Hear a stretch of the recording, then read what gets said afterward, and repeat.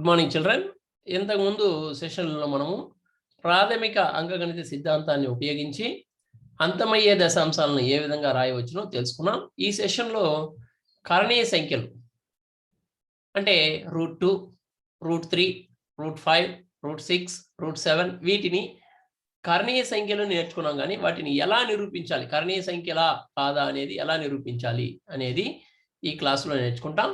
దానికి కావలసిన కొన్ని రకాల భావనలు అంటే మనం కింది తరగతిలో నేర్చుకున్న కొన్ని రకాల భావనలను, ఒక సిద్ధాంతాన్ని ఈ క్లాస్‌లో అంటే కరణీయ సంఖ్యలను నిరూపించడానికి కోసం అవసరమైన వాటిని మనం ముందుగా ఒకసారి పునశ్చరణ చేసుకొని తర్వాత కరణీయ సంఖ్యలను ఎలా నిరూపించాలనేది చూద్దాం. మొదటగా పరస్పర ప్రధాన సంఖ్యలు.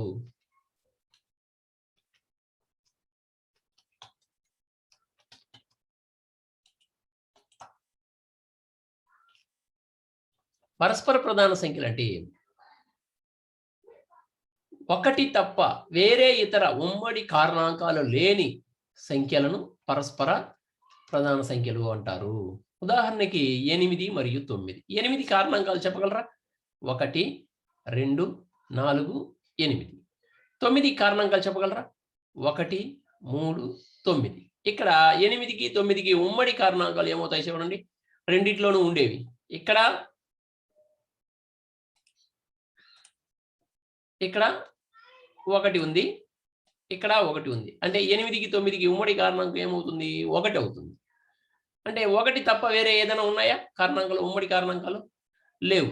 కాబట్టి వీటిని పరస్పర ప్రధాన సంఖ్యలని అంటారు. పరస్పర ప్రధాన సంఖ్యలు అంటే ప్రధాన సంఖ్యలే కావాల్సిన అవసరం లేదు. ఇక్కడ 8, 9 ప్రధాన సంఖ్యలు కాదు, అయినప్పటికీ అవి పరస్పర ప్రధాన సంఖ్యలు అవుతాయి. రెండోది గమనిక, పరస్పర ప్రధాన సంఖ్యల గాసాబా 1 అవుతుంది. ఇక్కడ పరస్పర ప్రధాన సంఖ్యలు, దీన్ని మనం వాడుక భాషలో అంటే మనం ఏం చెప్పుకుంటామంటే క్యాన్సిల్ పోని నంబర్లు అని చెప్తాం. మన వాడుక భాషలో చెప్పాలంటే క్యాన్సిల్ పోని నంబర్లు. 8, 9 క్యాన్సిల్ పోతుందా? పోదు. 2, 3 క్యాన్సిల్ పోతుందా? పోదు. కాబట్టి అవి కూడా పరస్పర ప్రధాన సంఖ్యలు. 7, 8 క్యాన్సిల్ పోతుందా? పోదు. అవి కూడా పరస్పర ప్రధాన సంఖ్యలు. అంటే మన వాడుక భాషలో చెప్పాలంటే క్యాన్సిల్ పోని నంబర్లని పరస్పర ప్రధాన సంఖ్యలు అంటారు. నెక్స్ట్ భిన్నము కనిష్ట రూపం. అరని అంటే హాఫ్ అంటే తెలుసు కదా, దాన్ని భిన్న రూపంలో ఎవరైనా చెప్తారా? హాఫ్ అంటే ఎంత? అర అంటే ఎంత? 1/2. Very good. ఇంకా అరని ఇంకో రూపంలో ఎవరైనా చెప్పగలరా? ఎస్, 2/4. 2/4 అంటే 4 ముక్కలు చేసి దాంట్లో 2 ముక్కలు తీసుకున్నా కూడా సగం తీసుకున్నట్టే లెక్క వస్తుంది. అదేవిధంగా 6 ముక్కలు చేసి 3 ముక్కలు తీసుకున్నా కూడా సగమే అవుతుంది. 8 ముక్కలు చేసి 4 ముక్కలు తీసుకున్నా కూడా సగమే అవుతుంది. 10 ముక్కలు చేసి 5 ముక్కలు తీసుకున్నా కూడా సగమే అవుతుంది. ఈ విధంగా చెప్పుకుంటా పోవచ్చు. ఇలా చాలా వస్తాయి భిన్నాలు. అంటే అరని మాకు ఇన్ని రూపాల్లో చెప్పొచ్చు. కానీ మనం ఎక్కువగా ఈ 1/2నే ఎందుకు చెప్తాం అనేది ఒకసారి పరిశీలిద్దాం. ఇప్పుడు 2/4ని చూడండి. దీనికి ఉమ్మడి కారణాంకం ఉందా? 2కి 4కి ఉమ్మడి కారణాంకం ఉంది. ఏది? 2. ఈ రెండో ఎక్కంతో దీన్ని క్యాన్సిల్ కొట్టండి. 2 1ల 2 2ల. అంటే ఈ రూపం ఏమైపోయింది? 1/2 అని చిన్నదైపోయింది. అవునా? దీన్ని క్యాన్సిల్ కొడితే ఏమైపోయింది? ఆ రూపం చిన్నదిగా వచ్చేసింది. ఎంత వచ్చింది? 1/2. దీన్ని క్యాన్సిల్ కొట్టి ఇంకా చిన్నది చేయగలరా? చేయలేరు. 3/6ను పరిశీలించు ఒకసారి. దీనికి ఉమ్మడి కారణాంకం ఉందా? ఉంది, 3. దీన్ని మూడో ఎక్కంతో క్యాన్సిల్ కొట్టండి. 3 1ల 3 2ల. ఈ రూపం కూడా ఏమైపోయింది? చిన్నదైపోయింది. దీన్ని చిన్నది చేయగలరా? ఇంకా క్యాన్సిల్ కొట్టి చిన్నది చేయగలరా? చేయలేరు. 4/8ని ఒకసారి పరిశీలించండి. దీనికి ఉమ్మడి కారణాంకం ఉందా? ఉంది. ఎస్, 4. ఈ 4తో క్యాన్సిల్ కొట్టండి. 4 1ల 4 2ల. ఈ రూపం కూడా ఏమైంది? చిన్నదైపోయింది. అంటే దీనికంటే చిన్నది చేయగలరా? చేయలేరు. 5/10 ఒకసారి పరిశీలించండి. దీనికి ఉమ్మడి కారణాంకం ఉందా? 5. ఉమ్మడి కారణాంకం ఎంత? 5. దీన్ని 5తో క్యాన్సిల్ కొట్టండి. 5 1ల 5 2ల. ప్రతి భిన్నం కూడా క్యాన్సిల్ కొడితే ఏమవుతోంది? ఈ రూపాన్ని పొందుతోంది. ఈ రూపాన్ని మనం ఏమంటామంటే కనిష్ట రూపము అంటాం.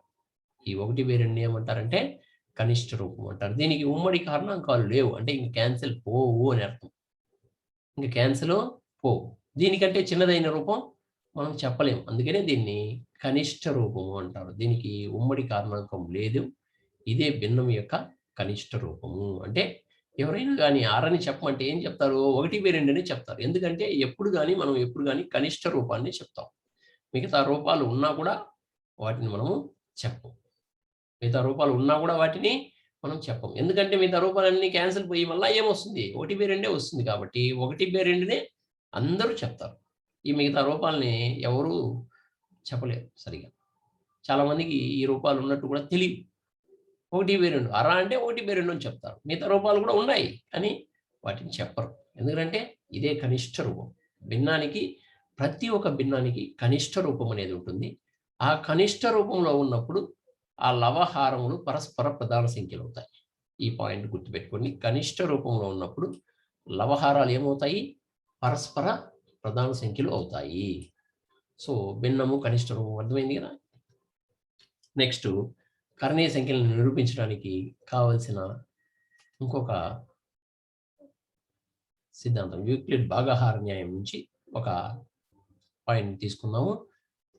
ఏదైనా ఒక ధనపూర్ణ సంఖ్యను ఏను 2 నిశ్శేషంగా భాగిస్తే యూక్లిడ్ భాగాహార న్యాయం ప్రకారం ఏం రాసుకోవచ్చు? a = bq + r where 0 <= r b. ఇది యూక్లిడ్ భాగాహార న్యాయం, అవునా? ఇందులో ఇక్కడ ధనపూర్ణ సంఖ్య a, b వచ్చి 2. ఇప్పుడు b 2 రాసింది. నిశ్శేషంగా భాగించినప్పుడు, నిశ్శేషము అంటే ఏమి? శేషం లేకుండా అనే అర్థం. అంటే శేషం ఎంత? 0. సో ఇక్కడ ఈ విలువల్ని ప్రతిక్షేపిస్తాను. a బదులు aనే వస్తుంది, b బదులు 2 వస్తుంది, శేషం బదులు 0 వస్తుంది. సో శేషం బదులు 0 రాసుకున్నాను, b బదులు 2 రాసుకున్నాను. So a = 2q. సో ఏమవుతుంది? a = 2q అవుతుంది. a = 2q అవుతుంది. అంటే ఏదైనా ఒక ధనపూర్ణ సంఖ్య ఏను 2 నిశ్శేషంగా భాగిస్తే అప్పుడు అది ఏ రూపంలో ఉంటుంది? 2q రూపంలో ఉంటుంది. ఇక్కడ q అనేది పూర్ణ సంఖ్య.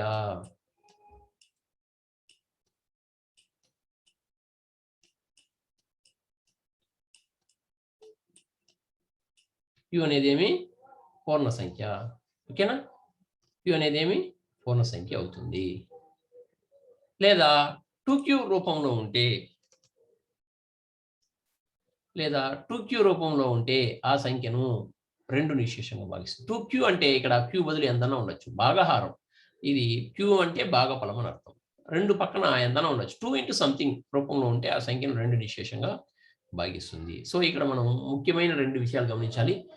ఏను 2 నిశ్శేషంగా భాగిస్తే a = 2q అవుతుంది. ఒకవేళ 2q రూపంలో ఉంటే ఆ సంఖ్యను ఏని 2 నిశ్శేషంగా భాగిస్తుంది. ఈ 2 పాయింట్లు మనం గుర్తుపెట్టుకోవాలి. ఇది కర్ణీయ సంఖ్యలను ఉపయోగించడంలో ఈ పాయింట్లు అనేది ఉపయోగపడుతుంది. నెక్స్ట్ ఒక సిద్ధాంతాన్ని నేర్చుకుంటాం. కర్ణీయ సంఖ్యలను నిరూపించడానికి అవసరమైన ముఖ్యమైన సిద్ధాంతం.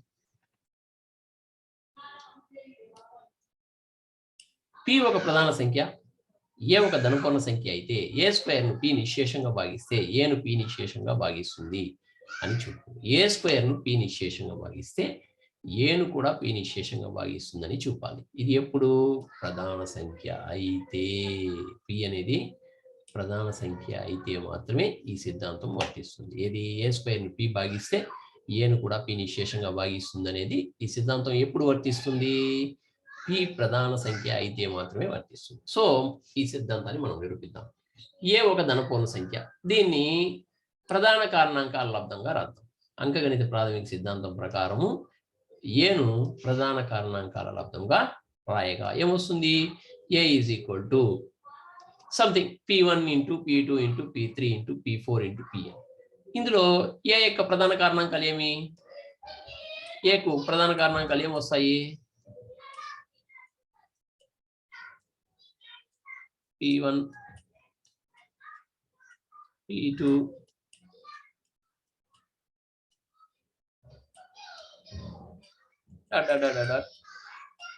వస్తాయి.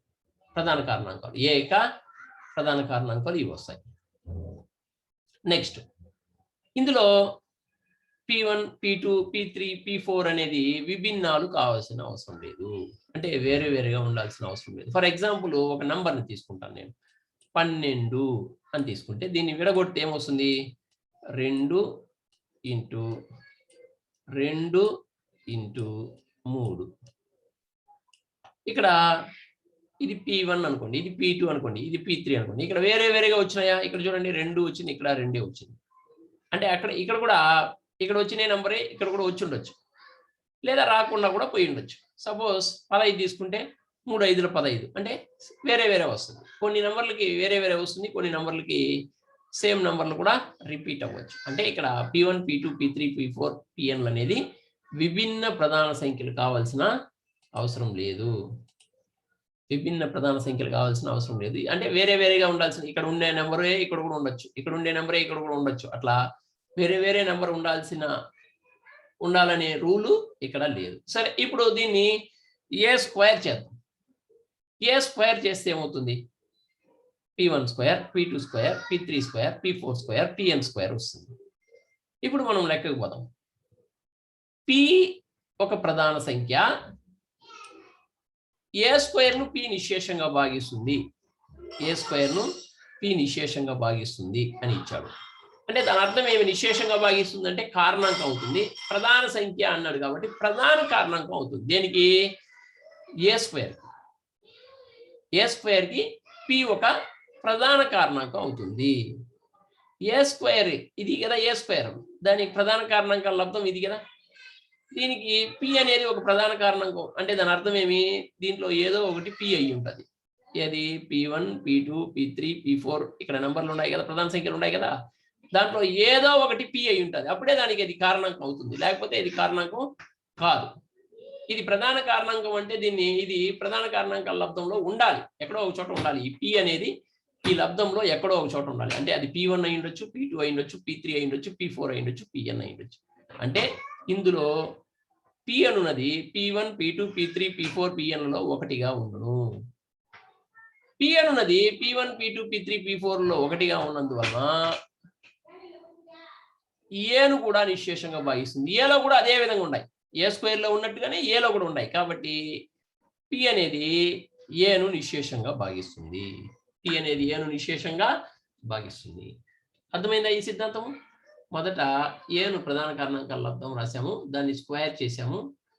స్క్వేర్లో ఇక్కడ P ప్రధాన సంఖ్య నిశేషంగా భాగిస్తుంది అన్నాడు కాబట్టి అది ప్రధాన కారణాంకం అవుతుంది.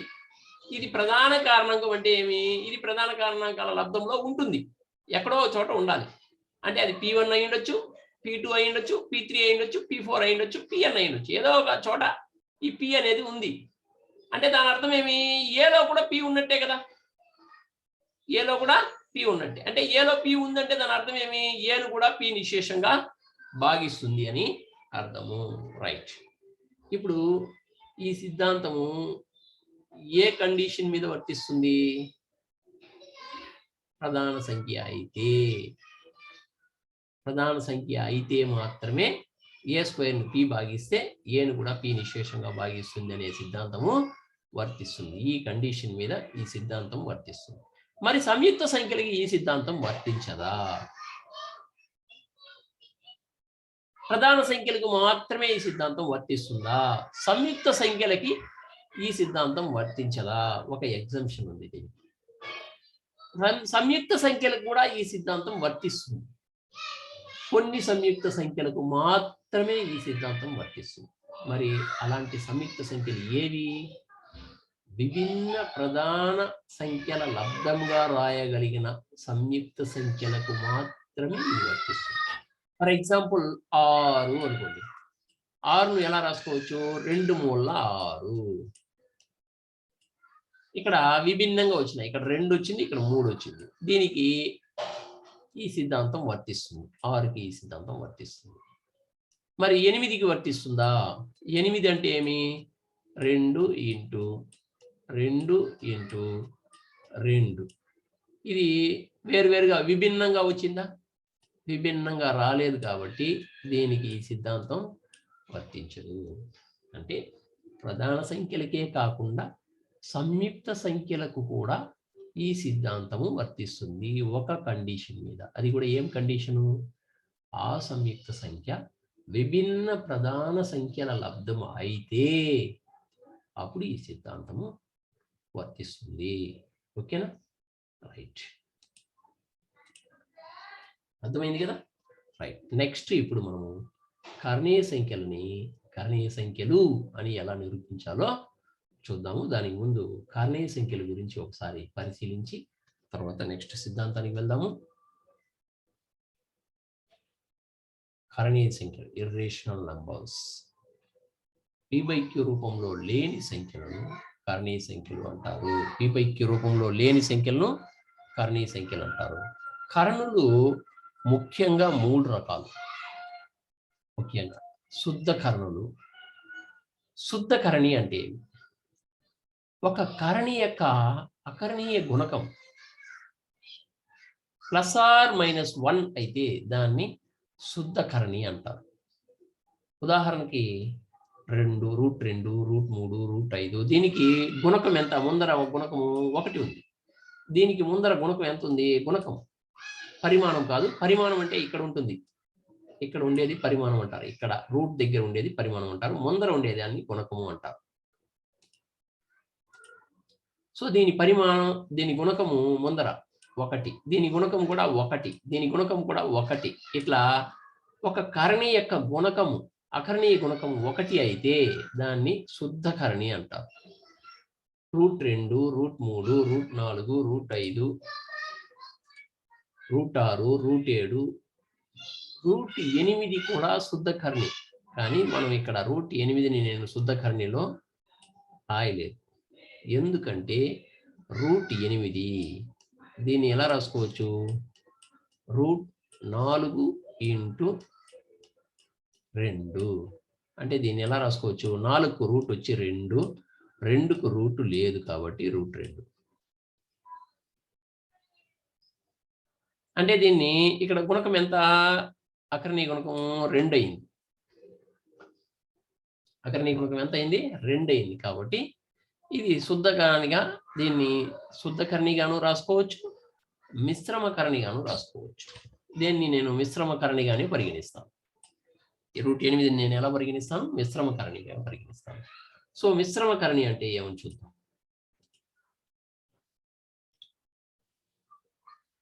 ఒక కరణీయ సంఖ్య యొక్క గుణకము, అకరణీయ గుణకం +or-1 కాకపోతే అట్లాంటి కరణులని మిశ్రమ కరణులు అంటారు. లేదా ఒక అకరణీయ సంఖ్య ఒక కరణీయ సంఖ్యల బీజీయ మొత్తమును మిశ్రమ కరణి అంటారు. అంటే ఇక్కడ ఒక అకరణీయ సంఖ్య ఒక కరణుల లబ్ధమును మిశ్రమ కరణి అంటారు. ఒక అకరణీయ సంఖ్య ఒక కరణుల మొత్తమును మిశ్రమ కరణి అంటారు. అంటే లబ్ధము కానీ మొత్తము కానీ ఏదైనా ఉన్నా కూడా అది మిశ్రమ కరణియే అవుతుంది. సో మిశ్రమ కరణులు. నెక్స్ట్ థర్డ్ వన్, సంయుక్త కరణులు. 2 లేదా అంతకంటే ఎక్కువ కరణుల బీజీయ మొత్తమును సంయుక్త కరణులు అంటారు. ఉదాహరణకి √2 + √3, √3 + √5, 2√2 - 5√3 ఇలాంటివి మొదలగునవి సంయుక్త కరణులు అవుతాయి. సో ఇక్కడ కరణులు అంటే ముఖ్యంగా 3 రకాలు ఉన్నాయి. శుద్ధ కరణులు, మిశ్రమ కరణులు, సంయుక్త కరణులు. ఒక్కొక్క కరణిని ఒక్కొక్క రకంగా నిరూపిస్తారు. శుద్ధ కరణుల్ని ఒక పద్ధతిలో నిరూపిస్తారు, మిశ్రమ కరణుల్ని వేరొక పద్ధతిలో నిరూపిస్తారు. సో ఫస్ట్ మనము శుద్ధ కరణుల్ని కరణీయ సంఖ్యలు అని ఎలా నిరూపించాలో చూద్దాం. ఫస్ట్ మనము √2ను కరణీయ సంఖ్య అనేది ఎలా నిరూపించాలి అనేది చూద్దాం. √2ను కరణీయ సంఖ్య అనేది ఎలా నిరూపించాలి, √2ను కరణీయ సంఖ్య అని ఎలా నిరూపించాలి అనేది మొదట పరిశీలిద్దాం. √2ను కరణీయ సంఖ్య అని చూపు. ఈ √2ను కరణీయ సంఖ్య అని చూపుటకు పరోక్ష పద్ధతిని ఉపయోగిస్తారు. ఈ పరోక్ష పద్ధతి అంటే ఏమిటంటే, మనము ఏదైతే నిరూపించాలనుకుంటున్నామో దానికి వ్యతిరేకంగా అనుకొని దాని నుంచి వచ్చిన పర్యవసానాలు విరుద్ధతకు దారి తీస్తాయని నిరూపించడం ద్వారా ఆ సిద్ధాంతం మనం నిరూపిస్తాం. అంటే ఉదాహరణకి ఇప్పుడు కోర్టు కేసులు ఉంటాయి కదా. ఉదాహరణకి ఒక అతను హత్య చేస్తాడు. హత్య చేసేసి తాను కోర్టుకు వచ్చి ఏం చెప్తాడు? హత్య చేయలేదు అని చెప్తాడు.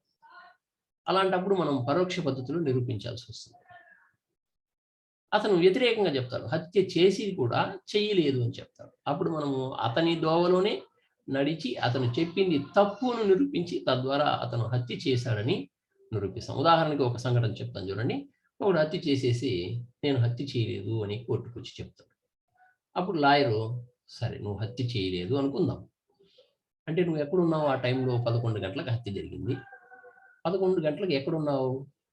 11 గంటలకి నేను అక్కడ లేదు. నాకు ఎంగేజ్‌మెంట్ జరుగుతా ఉంది అంటాడు. ఎంగేజ్‌మెంట్ జరిగిందా? సరే ఆ ఎంగేజ్‌మెంట్ వీడియో ఎక్కడ? క్యాసెట్ ఎక్కడ? ఇదిగో ఇక్కడ ఉంది సార్. ఇదిగో ఎంగేజ్‌మెంట్ క్యాసెట్ అంటాడు. ఆ ఎంగేజ్‌మెంట్ క్యాసెట్ వేసి చూస్తారు. ఆ ఎంగేజ్‌మెంట్ క్యాసెట్ వేసి చూస్తే పక్కన ఏదో ఆ క్యాసెట్ పోతా ఉంటుంది. క్యాసెట్‌లో 11 గంటలు కూడా చూపిస్తుంది. సో, ఇది 11 గంటలకే తీసిందని చాలామంది అనుకుంటారు. కానీ ఆ ఎంగేజ్‌మెంట్ క్యాసెట్ రన్ అవుతున్నప్పుడు వెనకాల ఒక ముస్లింలు నమాజ్ చేస్తుంటారు దగ్గర మసీదులో. ఆ శబ్దం కూడా వినబడుతుంది. అప్పుడు అతన్ని అడుగుతాడు. ముద్దాయిని అడుగుతాడు. "పక్కన మసీదు ఉందా?" అని అడుగుతాడు. "అవును సార్ మసీదు ఉంది పక్కన. నమాజ్ చేస్తున్నారు. అందువల్ల ఈ సౌండ్ వినిపిస్తుంది." "ఎన్ని గంటలకి నమాజ్ చేస్తున్నారు?" 11. అంటే 11 గంటలకి ఏ ముస్లిం అయినా నమాజ్ చేస్తాడా? చేయడు. 1 గంటకే చేస్తాడు. కాబట్టి ఈ వీడియో తప్పు. నువ్వు చెప్పింది తప్పు. కాబట్టి నువ్వే హత్య చేశావు. ఇలా అతను చెప్పిన దారిలోనే వెళ్ళి అతను చెప్పిన దాన్ని తప్పు అని నిరూపించి నిజాన్ని నిరూపిస్తారు. ఇదే పరోక్ష పద్ధతి అవుతుంది.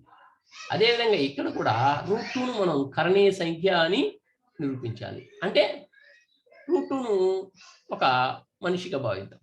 √2ను కరణీయ సంఖ్య అని చెప్తే అతను ఒప్పుకోడు. కాదు, కాదు నేను అకర్ణీయ సంఖ్య అంటాడు. ఏమంటాడు? నేను అకర్ణీయ సంఖ్య అంటాడు. సరే నువ్వు అకర్ణీయ సంఖ్య. అకర్ణీయ సంఖ్య అయితే ఏ రూపంలో ఉంటావు నువ్వు? p/q రూపంలో ఉంటావా అని అంటే, అవును సార్ నేను p/q రూపంలో ఉంటాను. నేను p/q రూపంలో ఉంటాను అంటాడు. అంటే భిన్న రూపంలో ఉంటావా అని అడిగితే, అవును సార్ నేను భిన్న రూపంలో ఉంటాను. p/q అంటే భిన్న రూపమే కదా! భిన్న రూపంలో ఉంటావా అని అడిగితే, అవును నేను భిన్న రూపంలోనే ఉంటాను అంటాడు. అప్పుడు భిన్నం అంటే ఒక కనిష్ట రూపం ఉండాలి కదా! అప్పుడు నీ కనిష్ట రూపం ఏదో చెప్పగలవా అంటే, చెప్తాను సార్. నాకు కనిష్ట రూపం ఉంది సార్. a/b sir. కనిష్ట రూపం అంటే మీకు తెలుసు కదా! క్యాన్సెల్ పోని నంబర్‌లని కనిష్ట రూపంలో ఉందని అంటారు. అంటే పరస్పర ప్రధాన సంఖ్యలైతే వాటిని కనిష్ట రూపంలో ఉన్నదని అంటారు. అతను కనిష్ట రూపంలో ఉన్న భిన్నాన్ని ఏమని చెప్తాడు? a/b అని చెప్తాడు. అప్పుడు a/b కనిష్ట రూపంలో ఉందా లేదా అని చెక్ చేస్తే అది కనిష్ట రూపంలో లేదు. a/b కనిష్ట రూపంలో ఉందా అని చెక్ చేస్తే అది కనిష్ట రూపంలో ఉండదు. అంటే అతను చెప్పింది తప్పు.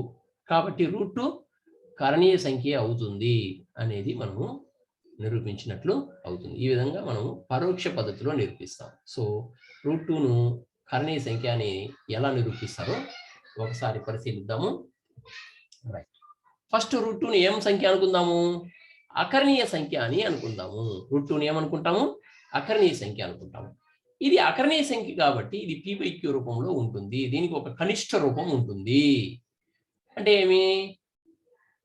a/bలు పరస్పర ప్రధాన సంఖ్యలు అయ్యేటట్లు √2 a/b వ్యవస్థితమవుతుంది. ఇది కర్ణీయ సంఖ్య కాబట్టి పరస్పర ప్రధాన సంఖ్యలు అయ్యేటట్టు √2 a/b అయ్యేటట్లు వ్యవస్థితమవుతుంది. అంటే ఇది కనిష్ట రూపం అని తీసుకుంటాం. ఇప్పుడు దీన్ని కనిష్ట రూపంలో ఉందా లేదా చెక్ చేయాలి. దీన్ని కనిష్ట రూపంలో ఉందా లేదా అనేది చెక్ చేయాలి. ఫస్ట్ దీన్ని స్క్వేర్ చేద్దాం. ఇరువైపులా వర్గం చేయగా అప్పుడు ఏమవుతుంది? √2² దీనికి స్క్వేర్ చేస్తే a²/b² వస్తుంది. √2ను స్క్వేర్ చేస్తే √2 ఎంత వస్తుంది? 2 వస్తుంది. aను స్క్వేర్ చేస్తే a² వస్తుంది. bను స్క్వేర్ చేస్తే b² వస్తుంది. ఓకేనా? ఈ b² ఆ పక్కకు పంపించండి. అప్పుడు ఏమొస్తుంది? a² = 2 × b². ఇది ఏ రూపంలో ఉంది? 2q రూపంలో ఉందా? దీన్ని q అనుకునేస్తే ఇది 2q రూపంలో ఉందా? ఇంతకు ముందే మనము యూక్లిడ్ భాగహార న్యాయం ద్వారా నేర్చుకున్నాం. 2q రూపంలో ఉండే సంఖ్య 2 చే నిశ్శేషంగా భాగించబడుతుంది అనేది నేర్చుకున్నాం.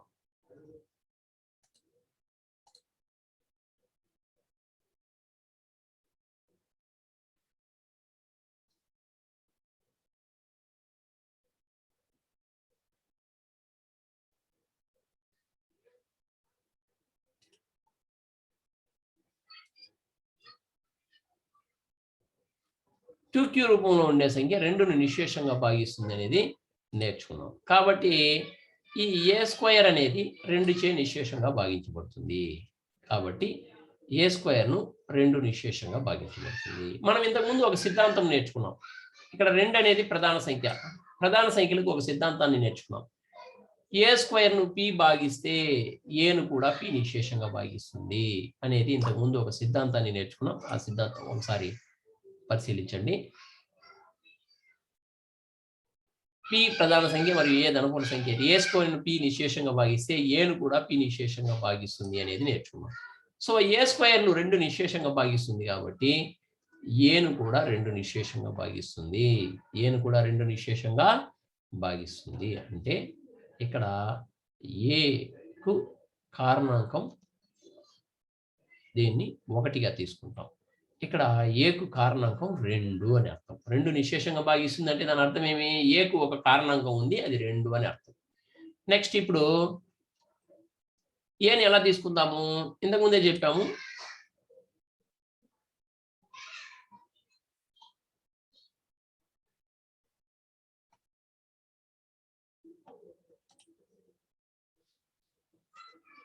ఏ ఈజ్ ఈక్వల్ టు 2q తీసుకున్నాం. ఎందుకంటే ఏను 2 నిశ్శేషంగా భాగిస్తుంది కాబట్టి దాన్ని 2q రూపంలో రాసుకోవచ్చు.